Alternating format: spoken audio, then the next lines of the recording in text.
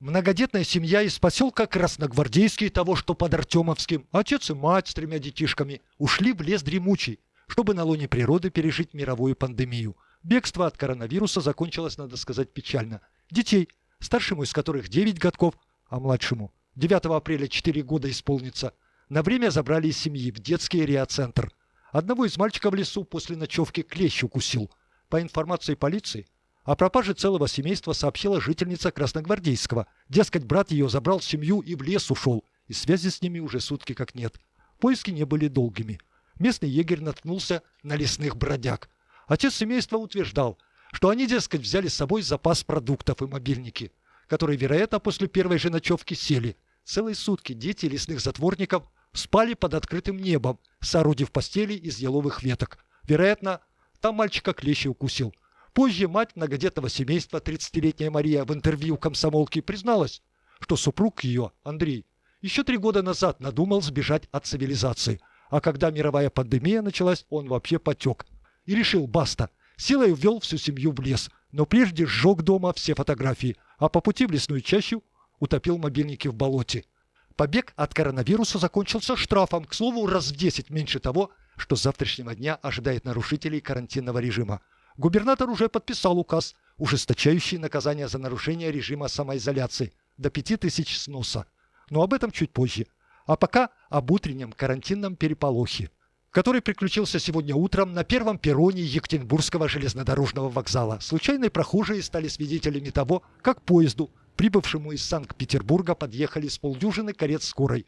Из них вышли медики в защитных халатах. Позже выяснилось, что из поезда забрали 6 пассажиров и увезли в инфекционку 40-й больницы. По информации неназванного источника городского портала Е1, в дороге у одной из пожилых пассажирок резко подскочило давление. В Кирове бригада скорой сняла ее с поезда и увезла старушку в больницу с подозрением на инсульт. Состав двинулся дальше, и когда он к Перми подъезжал, прилетела весточка о том, что у госпитализированной пожилой женщины подозрение на коронавирус. Всех, кто с ней контактировал в дороге, отправили по больницам.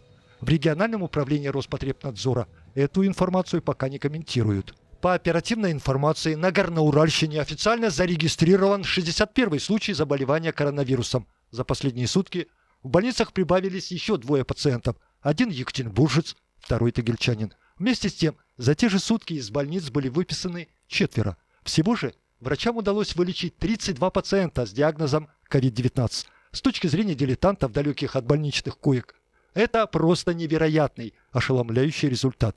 Каждый второй с подтвержденным диагнозом коронавирус поправился. Но бить в литавры пока рановато.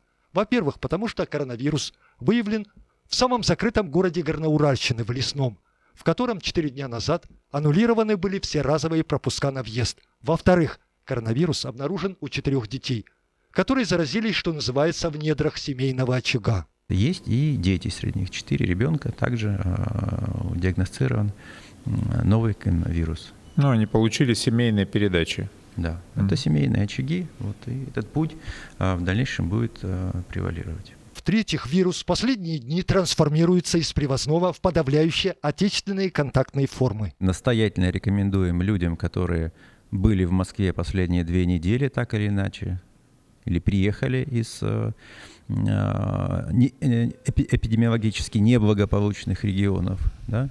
Москва, Санкт-Петербург, Московская область, максимально минимизировать социальные контакты и очень-очень внимательно следить за своим здоровьем. А в стране в целом ситуация, увы, нерадужная, если не сказать хуже. Согласно самой свежей информации, в России 11 917 заболевших COVID-19.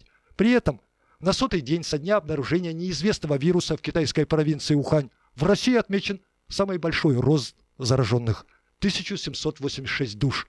Число умерших в России увеличилось до 94 человек.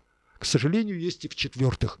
В Верхней Салде и в самом деле выявлен случай повторной изоляции пациента после 2-недельного карантина. Еще накануне это были лишь слухи, теперь официально подтвержденный факт. Да, действительно, человек контактировал с ранее подтвержденным случаем заболеваемости коронавирусной инфекцией. Он находился по постановлению на самоизоляции. У него дважды в соответствии с методикой отбиралась проба, и последний результат, он был положительным. У него по истечении 14 дней был обнаружен положительный результат. Но это особенности реагирования организма на эту инфекцию, особенности иммунной системы. Впрочем, несмотря на все эти тревожные тенденции, на Среднем Урале прослеживается и стабильные веяния. И даже то, что по числу зараженных коронавирусом наша губерния сегодня в конце первой десятки регионов в стране, это скорее плюс, чем минус.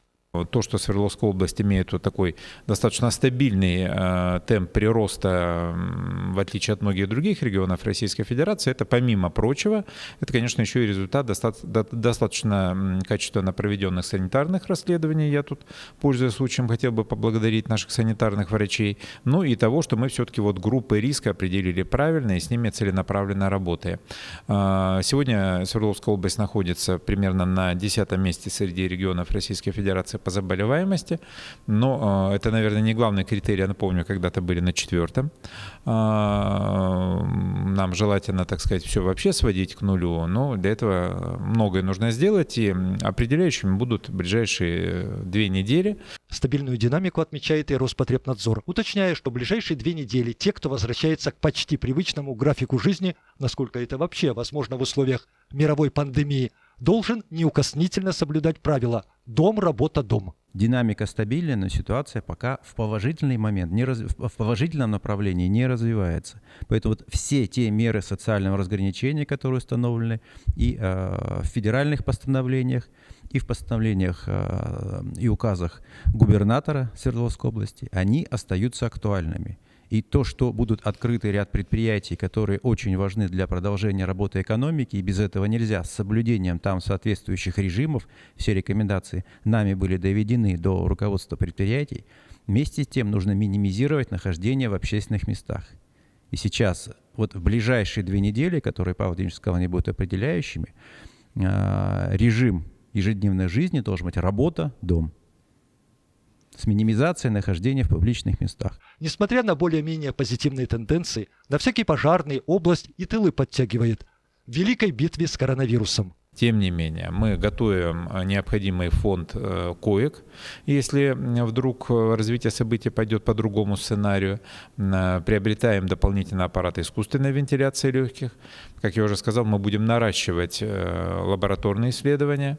Роспотребнадзор запускает еще одну лабораторию для исследования на коронавирус. Ну и еще для информации хочу сказать, что мы запускаем 3-ю лабораторию на этой неделе Роспотребнадзора в городе Каменск-Уральский. Они начнут с небольшого количества исследований, около 100. В дальнейшем будем еще пытаться увеличить мощность этой лаборатории, чтобы охватить весь восточный куст Свердловской области, те контингенты, которые должен обследовать Роспотребнадзор. Пока врачи борются с всемирной заразой, в Екатеринбурге сегодня утром появились пробки, правда небольшие, в 2 балла. У таксистов ценник со 170 рублей подскочил до 240.